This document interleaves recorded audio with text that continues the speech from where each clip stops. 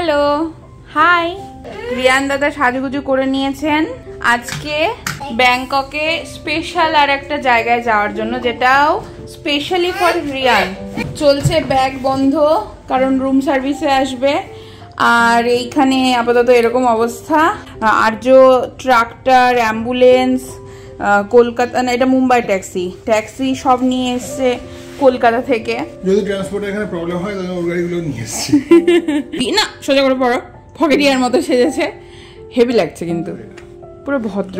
এই দেখেছো, পিঠের ব্যাগ নিয়ে ছেলে আমাদের আজকে কলেজ বয়, মানে কালকেও কলেজ বয় ছিল। কিছু নাইনি, দিদি যাচ্ছেন বিবির মতো। দিদি যাচ্ছে বিবির মতো। এই আমার দেখো, তুমি ব্যাগের সাইজটা দেখেছো? আমি কি এই ব্যাগে তো কিছুই ঢোকে না, বলো।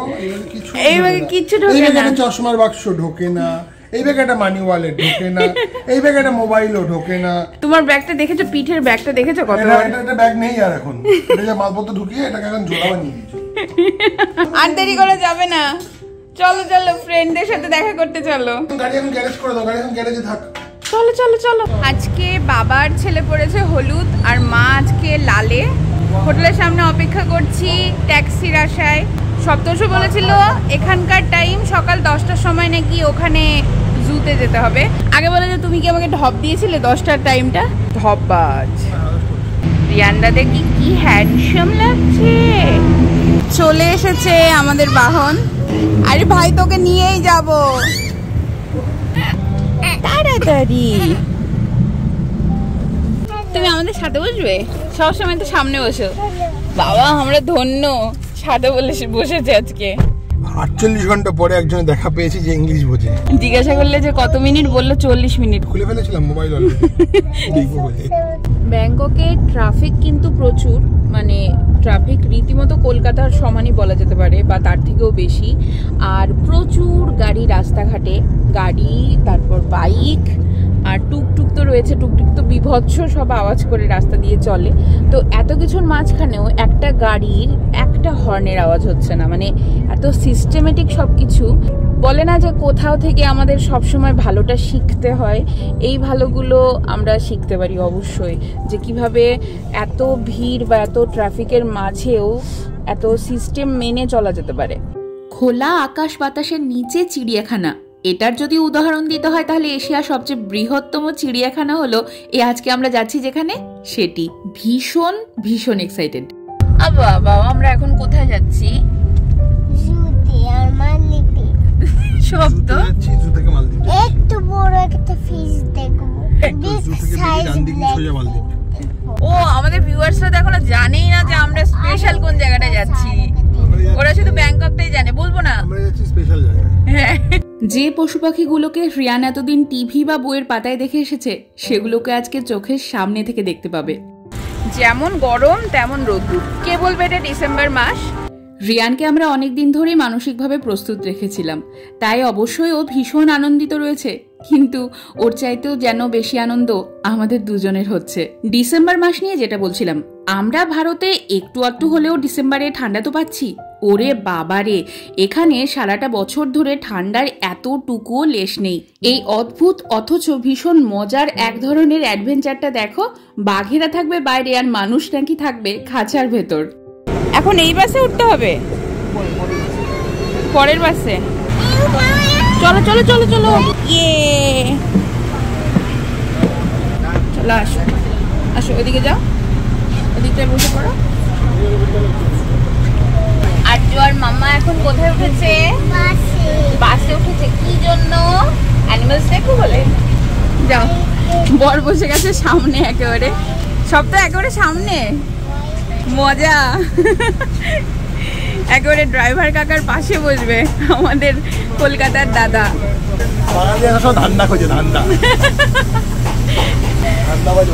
ধান্দাবাজ বাঙালি। আমাদের ড্রাইভার কাকা চলে এসেছে। Let's go. শুরু হয়ে গেল আমাদের সাফারি পার্কের জার্নি। আমার সোনা বাবা কি খাচ্ছে? রাগি চিপস খাচ্ছে। এটি একটি ওপেন এয়ার জু, তাই এটা ভেবে ভালো লাগছিল যে পশু পাখিরা এখানে খোলা অবস্থায় থাকবে আর আমরা মানুষরা থাকবো খাঁচার ভেতর বা গাড়ির ভেতর। পশু পাখিদের কোনো একটা নির্দিষ্ট ছোট্ট জায়গায় আটকে রাখা এই জুয়ের কনসেপ্টটাই আমার একটুখানি খারাপ লাগে। আর এখানে এসে সত্যি এটা ভেবে ভালো লাগছিল যে এখানে কি সুন্দর পশু পাখি বা এই যে এখানে বিশেষ ধরনের যে পাখিগুলোকে দেখতে পাওয়া যাচ্ছে, তারা নিজেদের চেনা পরিচিত একটা জায়গাতে নিজের মনের মতো করে খুলে দাঁড়িয়ে রয়েছে, উড়ে বেড়াচ্ছে। এই জেব্রাগুলোকে দেখো কি সুন্দর শান্ত শিষ্টভাবে খাবার দাবার খাচ্ছে, কোনো হেলদোল নেই যেন। নানান ধরনের পশু পাখির বৈচিত্র্য এই পৃথিবীতে। এই বিশেষ পাখিটাকে দেখো, গলার নিচে একটা বিশাল বড় থলি। প্রথমে ভাবছিলাম ওর কোনো কষ্ট হচ্ছে না তো এত বড় থলিটাকে বইতে, তারপর দেখলাম ওর মতো আরো শত শত পাখি এইখানে উড়ে বেড়াচ্ছে, তার মানে ওরা এভাবেই জন্ম নিয়েছে। মনে হয় কোনো অসুবিধে হচ্ছেই না। এদিকে আমাদের ছোট্ট রিয়ান আমার পাশ থেকে উড়ে গিয়ে ওর বাবার কোলে গিয়ে বসেছে আর খাচ্ছে তার পছন্দের কিছু হেলদি স্ন্যাক্স। আমাদের পেট কিন্তু একদম খালি, সকালবেলা ব্রেকফাস্ট করে আসিনি, খালি পেটে উপভোগ করছি এই বন্য জীবন। দেখতে পাচ্ছ গন্ডারকে? তারপর বিশেষ প্রজাতির নানা রকম প্রাণীর দেখা মিলবে। দাঁড়াও দাঁড়াও, সব দেখাচ্ছি। এরা এক বিশেষ প্রজাতির বলদ। বলদকেও নাকি চিড়িয়াখানায় রাখতে হয়েছে, আমার বেশ অবাকই লাগছিল।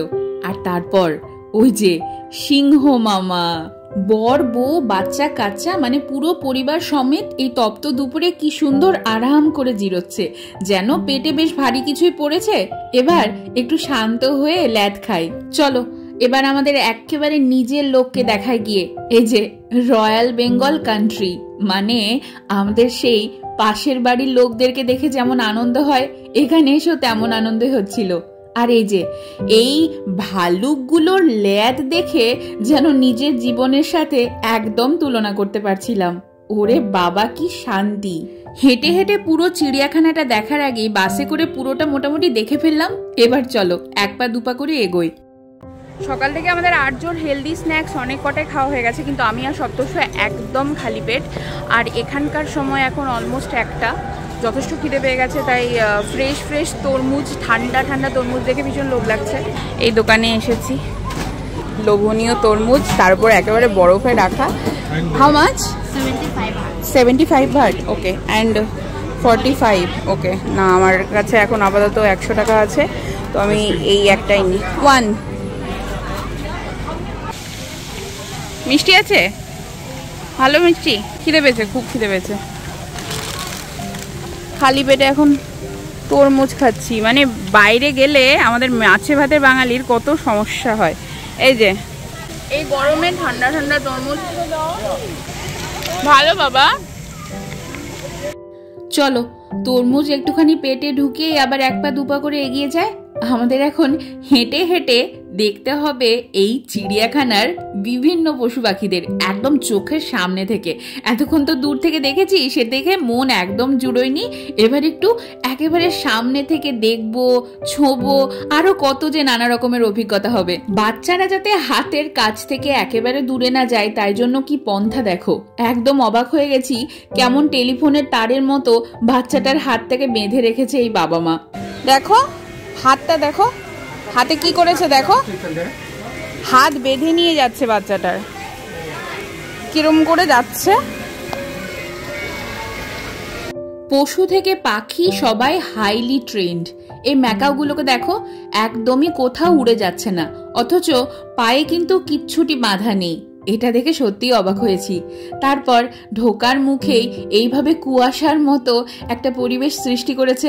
আমি জানি কেন করেছে, যা গরম চারিদিকে, এসব না করলে মানুষ বাঁচবেটা কি করে।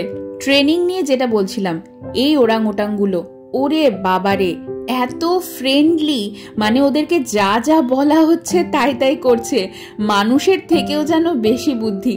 দেখো খালি কিভাবে পোজ দিচ্ছে, আমরাও মনে হয় এত ভালো পোজ দিতে পারবো না।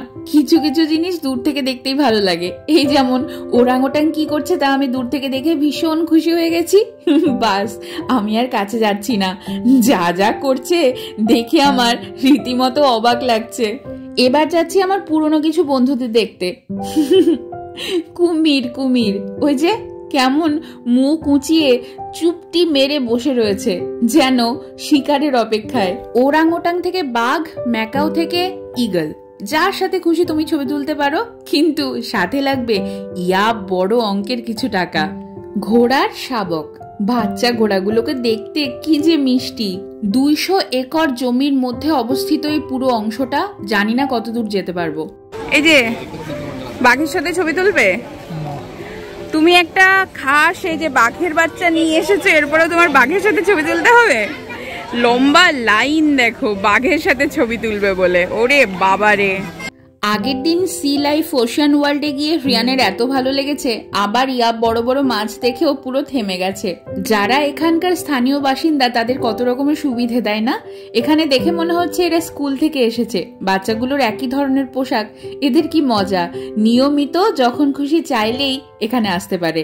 আমরা সেই বাস থেকে, মানে ওই দূর থেকে যে পাখিগুলোকে দেখছিলাম, ওগুলোকে কাছ থেকে দেখাই চলো। হ্যালো, কি খবর? বাড়িতে সবাই ভালো আছে? বউ বাচ্চা ভালো আছে তো? হ্যালো দাদা বা দিদি, খবর ভালো? আগে থেকে মনে মনে ভেবে রেখেছিলাম যে জায়গাটায় যাব, মানে জিরাফ ফিডিং, সেখানের খোঁজ পেয়েছি। আমাদের এখন উদ্দেশ্য এই জিরাফ ফিডিং এ যাওয়ার। যত রকম ভাবে রিয়ানকে মানসিকভাবে প্রস্তুত করা যায় তত রকম ভাবে করিয়ে রেখেছি। ভিডিও দেখানো, কিভাবে জিরাফরা খায়, কি খায়, কেমন করে ওদের সাথে ছবি তোলা যায় বা ইত্যাদি ইত্যাদি। মানে ও এতটাই এক্সাইটেড ছিল সেই কত দিন থেকে যে যাব ওখানে আর জিরাফ খাওয়াবো। এবার ভেতরে গিয়ে কি রকমারি অভিজ্ঞতা যে হবে সে কি আর বলার বাইরে। চলো আগে দেখায়। জিরাফ পশুটাকে আমার ভারী ভালো লাগে, এত লম্বা আর কি কিউট মতো দেখতে, আমার ভীষণ ফ্রেন্ডলি মনে হয়। আর সেটা আমরা চাক্ষুষ উপভোগও করেছি। মানে ওরা সত্যি কি সুন্দর নিজের মনের মতো করে শুধু খেয়ে আর কোনো দাবিটি রাখছিল না। বাইরে কোথাও গেলে টাকার মূল্যটা যেন আরো বেশি বেশি করে টের পাওয়া যায়। ঘরের কাছে যখন হাতের নাগালে সবকিছু পাওয়া যায় না, তখন আমরা জিনিসের মূল্য দিতেই শিখি না। এই যে জিরাফকে দুটো কলা আর গাজর খাওয়াবো, তাতেও এতগুলো টাকা নিয়ে নিয়েছে। যাকগে, মন দিয়ে এখন তাই খাওয়াই। রিয়ানের মুড কিন্তু এখনো অব্দি ঠিক আছে, তা দেখতে পাচ্ছ তো। মানে এখনো হাসছে, এনজয় করছে, কিন্তু খেলা হবে, অপেক্ষা করো। মন খারাপ? তোমার মন খারাপ?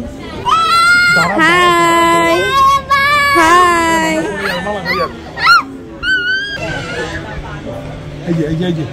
Hello giraffe. হ্যালো। এই যে এর মনটা একটু খারাপ নাকি? একা একা কেন? বন্ধু বান্ধব কোথায়? জিজ্ঞাসা করো আর্য, বলো বলো তোমার বন্ধু।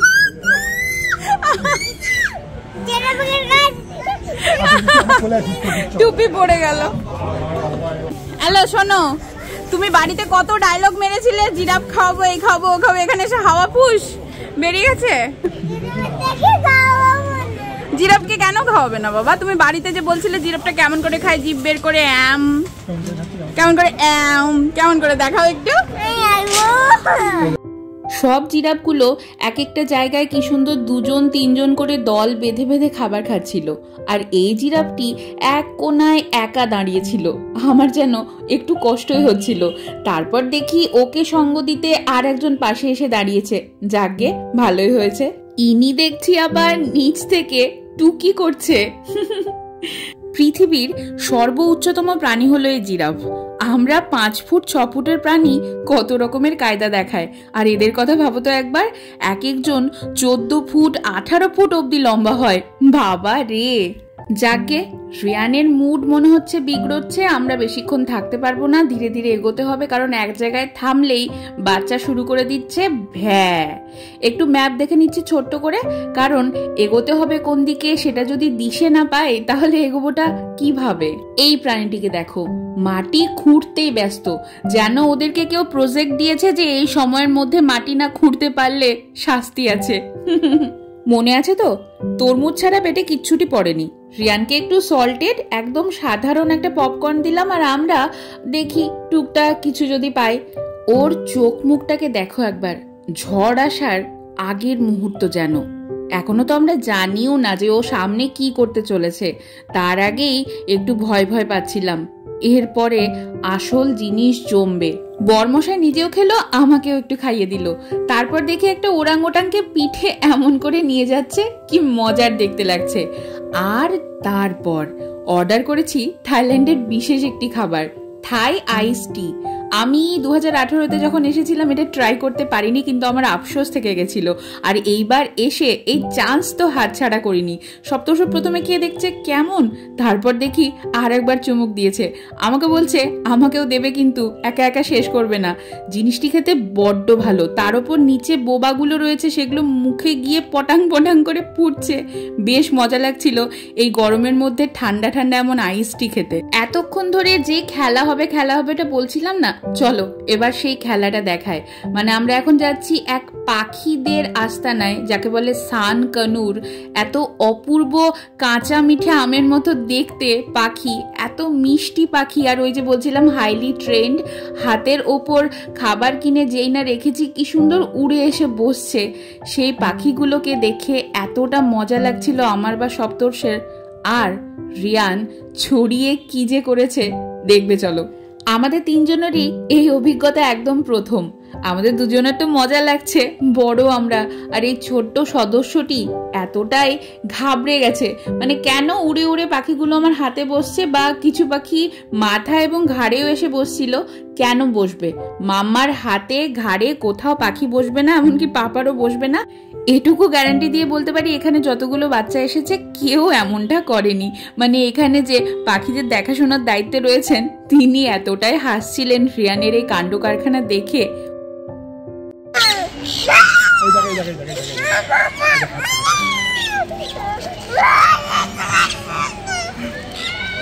দেখ দেখ দেখ খাচ্ছে, দেখ তুই দেখ দেখ ভয় দেখ। ওকে এখন কে বোঝাবে পাখিগুলো কতটা নিরীহ। মানে পাখিগুলোর ওকে দেখে ভয় পাওয়ার কথা, আর ও কিনা তাদের দেখে ভয় পাচ্ছে। যাকে আমরা বেরিয়ে এলাম, এসে দেখি ঈগল ম্যাকাও সবাই সারি সারি দাঁড়িয়ে। মানে এনাদের পাশে গিয়ে দাঁড়ালে সেই টাকা দিতে হবে, আর তারপরে মিলবে ফটো নানা রকমের। চলো এবার দেখায় সেই আস্ত বাঘের বাচ্চাকে। শুরুতেই বলছিলাম না, বাঘের সাথে ছবি তোলার জন্য কি যে লম্বা লাইন। আমি খালি মনে মনে ভাবছি, এই যে এই পরিবারটিকে দেখো, বাবা মায়ের সাথে দুটো বাচ্চা রয়েছে, একটি একটু বড় আর একটা তো একদম ছোট। এই বাঘের বাচ্চা তুলে দেওয়া হয়েছে তাদের কোলে, আর বাচ্চাগুলো কি শান্তভাবে মাথায় হাত বোলাচ্ছে। এই একই রকম ঘটনা যদি আমাদের সাথে ঘটানোর চেষ্টাও করতাম তাহলে কি হতো একবার খালি ভাবো তো মনে মনে। ওরে বাবারে, আমাদের রিয়ান বাবু কি যে কাণ্ড ঘটাতেন। দাদা মুড ঠিক হয়েছে একটু? All good. এবারের গাড়িটা বিশাল বড় এসছে। আমাদের আর্য দাদা আগেই বসে পড়েছে। তুমি এত কান্না করছিলে কেন? তোমার চুলে পাখি বসছিল, তাই জন্য আমি কান্না করছিলাম। আমার চুলে পাখি বসেছিল বলে তুমি কান্না করছিলে? হ্যাঁ। তোমার ভয় লাগছিল? হ্যাঁ। ওলে আমার সোনাটা বেচারা, কি বলি। বাড়ি গিয়ে ভালো করে ওকে অনেক কিছু বোঝাতে হবে। যাক, এখন রওনা দি হোটেলের উদ্দেশ্যে। হোটেল কত দূরে জিজ্ঞাসা করো? নিড নয়। মানে সপ্তর্ষির ভাষায় কথা বলতেছে, উনির ভাষায় কথা বলতেছে, কেউ কারোরটা বসে না, খালি তখন থেকে হাসি যাচ্ছে। So here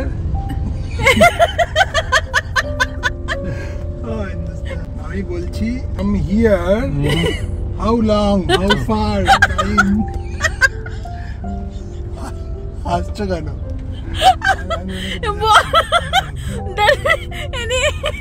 এই যে এবার বুঝবে, এবার বুঝবেไกลแค่ไหน কি যে কইলো। এবার আনসারটা কি করে বুঝবে তুমি?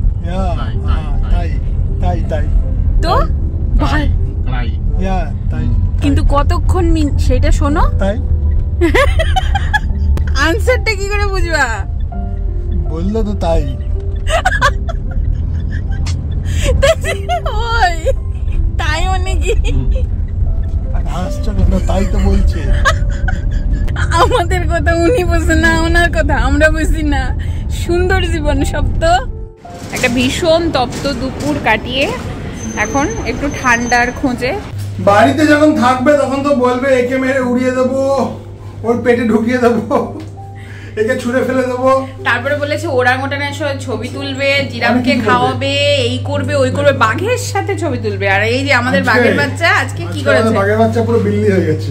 বিল্লাও না, পাখি বসেছে, এই গেল বন্ধ হয়ে গেছে। পাখি বসেছে আমাদের উপরে, তাতেই কি চিৎকার। এখন চুপ করে আছে। চলো টান টান, রুম সার্ভিস হয়ে গেছে, একদম পরিষ্কার পরিচ্ছন্ন। চলে এসেছে ঘরে, এসে গাড়ি, ট্রাক্টর, তারপর